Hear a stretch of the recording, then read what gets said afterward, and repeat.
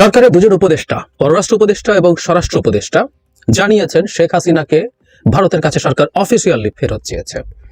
এটার জন্য note verbal পাঠিয়েছেন, সেটা জানিয়েছেন পররাষ্ট্র উপদেষ্টা এবং স্বরাষ্ট্র উপদেষ্টা। ভারতের সাথে যে আমাদের আসামি প্রত্যার্পণ চুক্তি আছে সেটা স্মরণ করিয়ে দিয়েছেন। এবং আমরা পরবর্তী সময়ে দেখলাম কয়েক ঘন্টার মধ্যেই ভারতে যে পররাষ্ট্র মন্ত্রণালয়ের ব্রিফিং হয়, সেখানে যিনি ব্রিফ করেন তাকে প্রশ্ন জিজ্ঞেস করা হয়েছিল। তারা জানিয়েছেন হ্যাঁ, তারা এই ধরনের অনুরোধ পেয়েছেন। তাদের করণীয় কি বা তারা কি করবেন সেই ব্যাপারে তিনি কোনো মন্তব্য করেননি। আমরা এটা একটু বুঝতে চাইবো যে সরকার হঠাৎ পরিবর্তন কেন? হ্যাঁ, একটা পরিবর্তন আছে খুব মেজর, এবং ভারত আসলে কি করতে যাচ্ছে, পরিবর্তনটা কি বোঝার জন্য আমরা একটু দেখব 30 অক্টোবর আমাদের প্রধান উপদেষ্টা ফিনান্সিয়াল টাইমসকে একটা সাক্ষাৎকার দিয়েছিলেন। সেখানে শেখ হাসিনা সম্পর্কে কি বলছেন? তিনি বলছেন বর্তমান সরকার অবিলম্বে শেখ হাসিনাকে ফিরিয়ে দিতে ভারতকে চাপ দেবে না, তবে আন্তর্জাতিক অপরাধ ট্রাইব্যুনালে চলমান মামলার রায় হলে তাকে ফেরত চাওয়ার কথাও জানান তিনি। একদম খুব স্পষ্টভাবে করবেন, এবং খুব ইন্টারেস্টিং ব্যাখ্যা উনি দিয়েছেন। এই মুহূর্তে বাংলাদেশ তার বড় প্রতিবেশী দেশের সঙ্গে কূটনৈতিক উত্তেজনা এড়াতে এমন সিদ্ধান্ত নিয়েছে।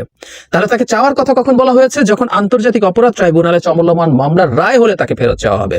আমরা একটু খেয়াল করবো, ডক্টর ইউনূস প্রথমে বলেছিলেন তাকে চাওয়া হবে, এবং অস্পষ্ট ছিল পিটিআইয়ের সাথে, এবং সেখানে শেখ হাসিনা সম্পর্কে বলেছিলেন তাকে চাওয়ার আগ পর্যন্ত যতদিন তিনি ভারতে আছেন তাকে মুখ বন্ধ রাখতে হবে।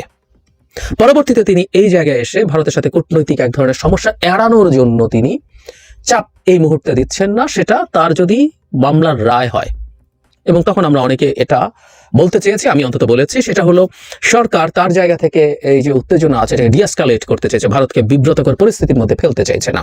কারণ শেখ হাসিনাকে চাওয়া পরিস্থিতি তৈরি হয়ে গিয়েছিল নভেম্বরের মাঝামাঝি, কারণ তার বিরুদ্ধে যে গ্রেপ্তারি পরোয়ানা জারির কথা, কারণ আগে তাকে সময় দেওয়া হয়েছিল 1 মাস, সে 1 মাস নভেম্বরের মাঝামাঝি শেষ হয়ে গেছে, কিন্তু তিনি আত্মসমর্পণ করেননি আদালতে। ফলে তার বিরুদ্ধে গ্রেফতারি পরোয়ানা জারি সবকিছু হয়েছে, এবং তখনই তাকে চাওয়া যেতে পারে যে আমার একজন পলাতক অভিযুক্ত ভারতের মাটিতে আছে, তো ভারতকে আমরা বলতে পারি যে তুমি তাকে ফেরত পাঠাও, তার বিচার আমরা করছি। অ্যাপারেন্টলি খেয়াল করবো আমরা 30 অক্টোবর এসেই, নভেম্বরের মাঝামাঝি টাইম শেষ হচ্ছে, কিন্তু 30 অক্টোবরই ডক্টর ইউনূস সাক্ষাৎকারে জানিয়ে দিচ্ছেন আমরা এখন চাইছি না তাকে। সেই জায়গা থেকে সরকার আবার সরে আসলো, এবং এটা আবার তারা অফিসিয়ালি চেয়েছেন। আমি এটাকে একটা স্মার্ট মুভ মনে করি। আমি নিজে এই কথাটা আমার অন্তত এইগুলোতে বলেছি যে সরকারের তাকে ফেরত চাওয়া উচিত এখন, আগে যাই বলে থাকুক না কেন। কেন মনে করেছি এটা স্মরণ করিয়ে দেয়, যারা আমার নিয়মিত দেখেন শোনেন তারা জানেন আমি কেন বলেছিলাম। তারপর একটু বলতে চাই, সাম্প্রতিক সময় শেখ হাসিনা ওনার বার বেড়েছে, বলি না, ওনার অনেক বার বেড়েছে। বারটা কি, উনি একরকম লিক করে, অ্যাপারেন্টলি, অথচ উনি আসলে রেকর্ড করে করে তার অডিও কল ছাড়ছিলেন। তারপর উনি পোস্টারিং করছেন অন্তত 4টা জায়গায়, 3টে জায়গায় পোস্টারিং হয়েছে। প্রথমে একটা বড় পোস্টারিং ছাড়া একটা সভায় বক্তৃতা দিয়েছেন, তারপর 3টা জায়গায় রীতিমতো পোস্টারিং করে তিনি জনসভা করেছেন। ইনডোর হলেও অনেক মানুষ এসছে, এবং সেখানে উনি বক্তৃতা করেছেন। যে পোস্টারগুলো ছিল সেখানে প্রধানমন্ত্রী এবং তার নামের শেষে এমপি লেখা ছিল।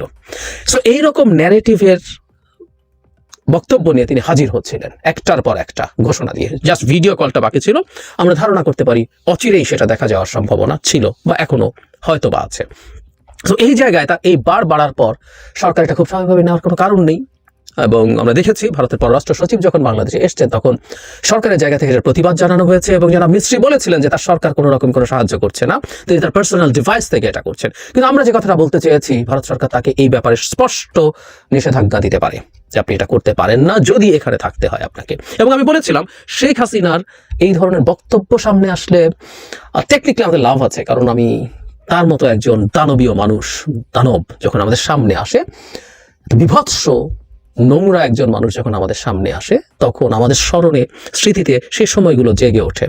যারা আমরা অনেকে খুব অস্থির, আমাদের দেশে কি হলো না হলো, আগেরটাই ভালো ছিল, আমরা কি এই বাংলাদেশ চেয়েছিলাম, আমরা ফান করে যাদেরকে আফসোস লিগ বলি, তাদের যে পরিস্থিতি আছে সেই পরিস্থিতির মুখে দাঁড়িয়ে এই নারী যখন কথা বলেন আমাদের অতীত মনে পড়ে যায়, আমাদের ঐক্য বাড়ে, কোনো সন্দেহ নেই, তার প্রতি ঘৃণা বিদ্বেষ বাড়ে।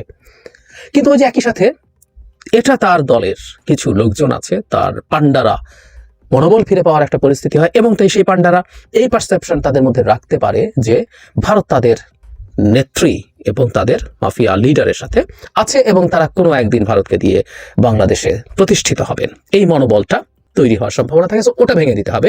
এবং শুধু সেটা শেখ হাসিনার কাছেও এই বক্তব্য, এই মেসেজ যেতে হবে যে ভারতও ইনফ্যাক্ট তাকে আর বলছে না, কথা ভাষায় বলি না, ওই পরিস্থিতি তৈরি করা দরকার, সেই মেসেজগুলো দরকার। এবং ভারতকেও আসলে বাংলাদেশের সাথে তার সম্পর্ক রিয়ালাইন করার জন্য কতগুলো জেস্টার দিতে হবে। আমরা ওই জেস্টারটাও দেখতে চাই।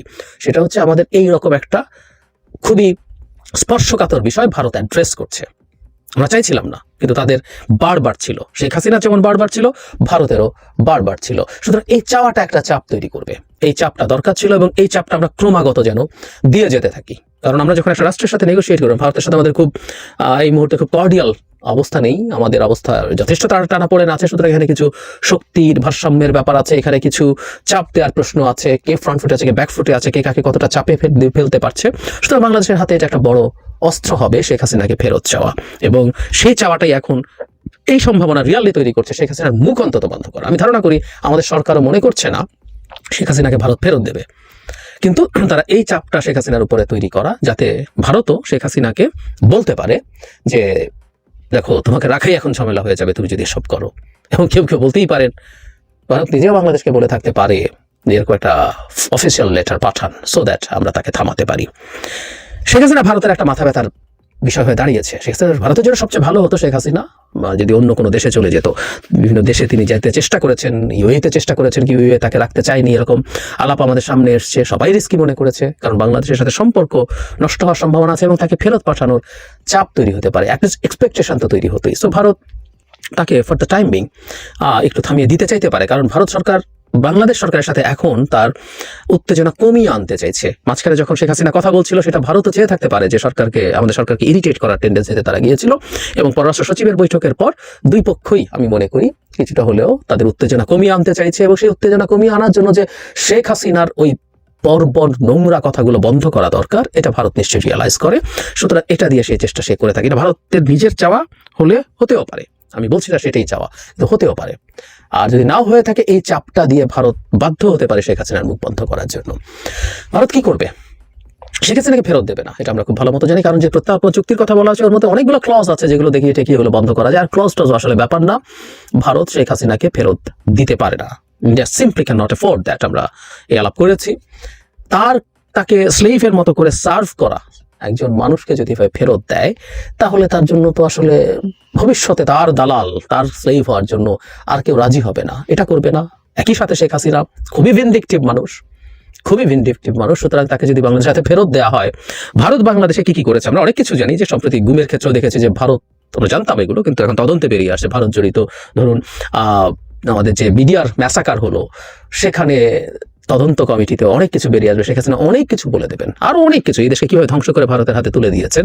সো ভারত এই ভয়ে এটা কিছু করবে না। সর্বোচ্চ ভারত যেটা করতে পারে, শেখ হাসিনাকে থামাতে পারে। এটা আমাদের জন্য একটা বড় অর্জন হতে পারে। তবে আমি একটা জিনিস মনে করি, আসামি প্রত্যার্পণ চুক্তির আওতায় বাংলাদেশের আসলে অন্য লোকজন যারা ভারতে আছে, তাদেরকে ভারত থেকে আনার ব্যবস্থা করা সরকারের খুব গুরুত্ব দিয়ে ইনফ্যাক্ট বিশ্বাসযোগ্যভাবে তথ্য বের করতে হবে কারা কারা ভারতে আছেন। যেমন সম্প্রতি ওবায়দুল কাদের ভারতে পালিয়ে গেছেন বলে আলাপ আছে। একইভাবে ভারতে আরো ধরুন শামীম ওসমানকে আমরা ভারতে প্রকাশ্যে ছবি দেখেছি। এরকম আরো যারা আছেন, যাদের ছবি দেখা গেছে, সম্ভবত সাবেক স্বরাষ্ট্রমন্ত্রী তিনিও আছেন, যারা আছেন তাদেরকে অন্তত ফিরিয়ে আনার একটা চাপ দেওয়া উচিত। কিছু মানুষকে যদি ফিরিয়ে আনা যায়, সেটা আমাদের একটা সাফল্য, এবং আওয়ামী লীগের পান্ডাদের কাছে একটা মেসেজ যে তাদের দিন আসলেই শেষ হয়ে গেছে।